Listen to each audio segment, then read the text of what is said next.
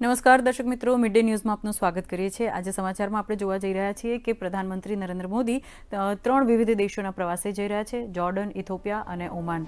જેમાં જોર્ડનમાં પ્રથમ વખત તેઓ જઈ રહ્યા છે। વિવિધ વિષયો ઉપર તેઓ ચર્ચા કરશે। બીજી એક વાત છે કે સંસદનું શિયાળુ સત્ર શરૂ થઈ ગયેલું છે અને એમાં હવે છેલ્લો પડાવ આવી રહ્યો છે।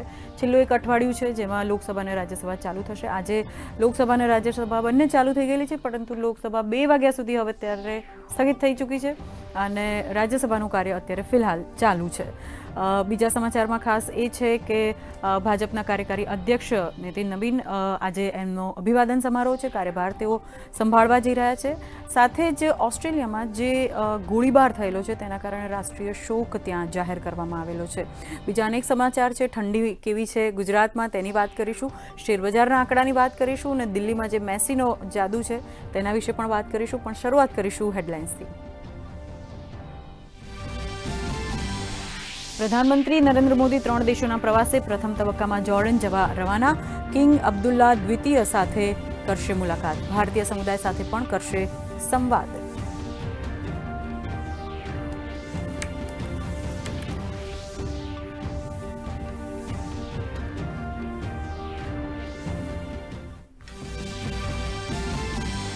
કોંગ્રેસ દ્વારા પ્રધાનમંત્રી નરેન્દ્ર મોદી અંગે બોલાવાયેલા શબ્દ અપશબ્દો માટે સંસદના બંને ગૃહમાં હોબાળો। ભાજપે કરી માફીની માંગણી, કહ્યું સંસદમાં માફી માંગે કોંગ્રેસના નેતા, લોકસભા 2 વાગ્યા સુધી સ્થગિત।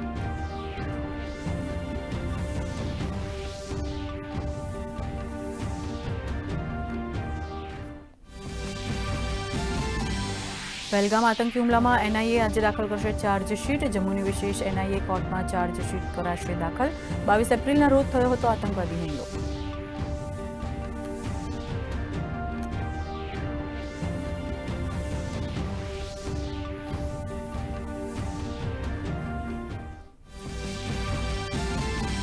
નીતિન નબીન આજે કાર્યકારી રાષ્ટ્રીય અધ્યક્ષની જવાબદારી, દિલ્હીના પાર્ટી મુખ્યાલયમાં થશે અભિવાદન। નીતિન નબીને કહ્યું ભાજપ દરેક વર્ગ સુધી પહોંચવા માટે કટિબદ્ધ।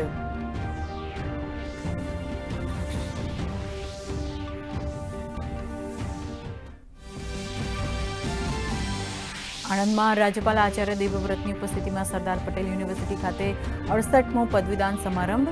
103 વિદ્યાર્થીઓને ગોલ્ડ મેડલ। ગ્રામ્ય સંસ્કૃતિ અને ગ્રામ્ય જીવનને નજીકથી જાણવા રાજ્યપાલ આચાર્ય દેવવ્રતે શાળાના સામાન્ય ઓરડામાં કર્યો રાત્રિ નિવાસ।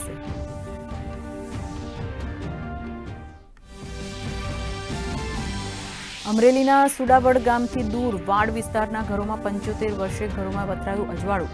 જ્યોતિર્ગ્રામ યોજના દ્વારા મળી સુવિધા માટે ગ્રામજનોએ ઉર્જા મંત્રી કૌશિક વેકરિયાને વધાવ્યા।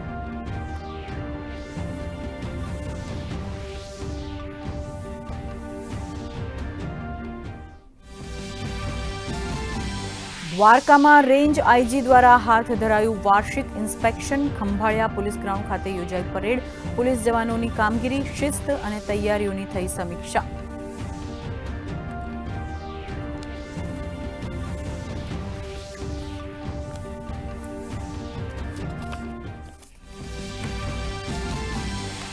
સુરતની બારડોલી ધુલિયા ચોકડી પાસે ભંગારના ગોડાઉનમાં ભીષણ આગ। કુલિંગની કામગીરી ચાલુ। 10થી વધુ ગોડાઉન બળીને થયા રાખ। સદનસીબે કોઈ જાનહાનિ નહીં, માલમત્તાને પણ ભારે નુકસાન।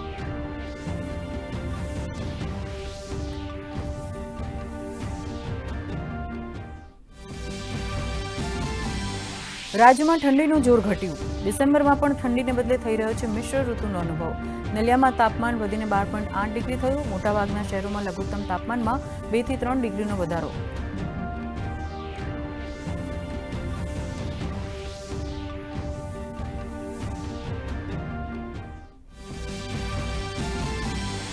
દિલ્હી મેસીની યજમાની માટે તૈયાર। બપોરે 1 થી 4 વાગ્યાની વચ્ચે અરુણ જેટલી સ્ટેડિયમમાં યોજાશે સેલિબ્રિટી ફૂટબોલ મેચ। ટ્રાફિક પોલીસે જાહેર કરી એડવાઇઝરી।